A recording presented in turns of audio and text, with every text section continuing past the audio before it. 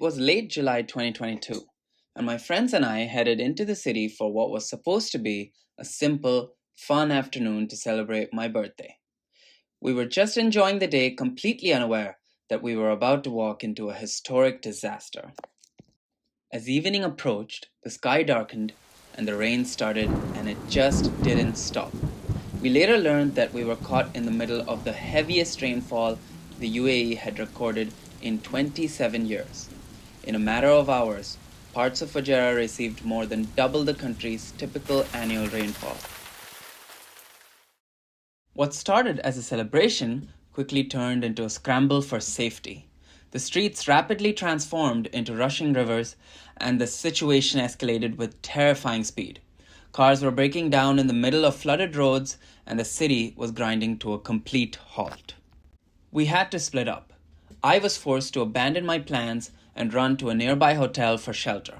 I wasn't alone. Hotels across Fujairah were suddenly packed with families and visitors, all stranded and seeking refuge from the rising floodwaters. While I was trapped in my hotel room, watching the water levels rise outside, my friends were out there in the dark, desperately trying to navigate their way back home through incredibly hazardous, waterlogged streets. It was an intensely terrifying night, a birthday I will never forget, and a stark reminder of how quickly nature can turn our lives upside down. Air instability was a major cause of the Fujairah floods in July 2022. In simple terms, air instability means that warm, moist air near the ground rises very easily into the atmosphere instead of staying in place. This happened because the weather was extremely hot, and warmer air can hold more water vapor. According to the Clausius-Clapeyron relationship, as air temperature rises, the amount of moisture the air can contain also increases. That means the atmosphere over Fujairah was holding an unusually large amount of water. Once this hot, moisture-filled air began to rise, it cooled as it moved higher in the atmosphere. When air cools, the water vapor inside it condenses into tiny droplets, forming clouds. But because the air was so unstable and contained so much moisture, this did not just create small clouds, it helped build large, deep storm clouds capable of producing very intense rainfall in a short amount of time. This is what made the situation so dangerous. The unstable atmosphere allowed the warm air to keep rising, which strengthened cloud development and increased the amount of rain released. Instead of light or gradual rainfall, Fujairah experienced sudden, concentrated downpours. In other words, the atmosphere had both the energy to leave the air and the moisture to produce extreme rain. Another key factor behind the Fujairah floods was the orographic lift. Fujairah is surrounded by mountains, and when moist air moved inland, it was forced to rise up the mountain slopes. As the air rose, it cooled and condensed, forming thick clouds. This process increased the amount of rainfall produced over the region. Instead of the moisture passing through harmlessly, the mountains acted like a barrier that squeezed water out of the atmosphere.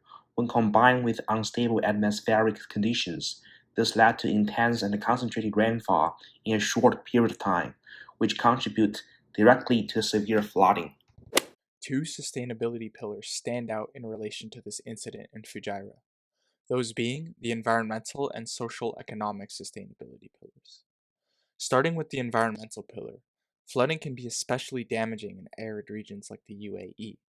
In places such as Fujairah, the natural environment is already quite fragile, so when intense rainfall occurs, it can wash away thin layers of soil and scarce vegetation that take years to grow. This not only damages plant life, but also disrupts local wildlife habitats that depend on these limited resources. Additionally, floodwaters often pick up debris, chemicals, and waste as they move through urban areas, eventually carrying them into nearby coastal ecosystems like the Gulf of Oman. This can harm marine life, reduce water quality, and create longer-term environmental consequences beyond the initial flood itself. While climate change is a major contributing factor, bringing more intense and unpredictable rainfall, the impact was worsened by how the city is built. Much of Fujairah's infrastructure sits on hard, impermeable surfaces that don't absorb water well. This means that instead of soaking into the ground, rainwater quickly accumulates and leads to flash flooding. One potential solution is the implementation of sponge city strategies and mandates, which focus on adding green spaces, permeable materials, and better drainage systems so cities can absorb and manage excess water more effectively. Looking at the social and economic pillar, floods like this often disproportionately affect vulnerable populations. Lower income and working class residents are more likely to live in less durable housing, which can be easily damaged or destroyed by floodwaters. This leads to displacement, loss of personal belongings, and even financial hardship. However, the response to the floods also highlights the importance of community and government support. Initiatives like Operation Loyal Hands, led by the Ministry of Defense, provided emergency assistance by relocating displaced residents to shelters and hotels, while volunteers helped supply food and basic necessities. So, overall, the Fujairah flood demonstrates not only the environmental vulnerabilities of rapidly developing regions, but also the social and economic inequalities that can be intensified during natural disasters, and the importance of preparedness and community response in building resilience.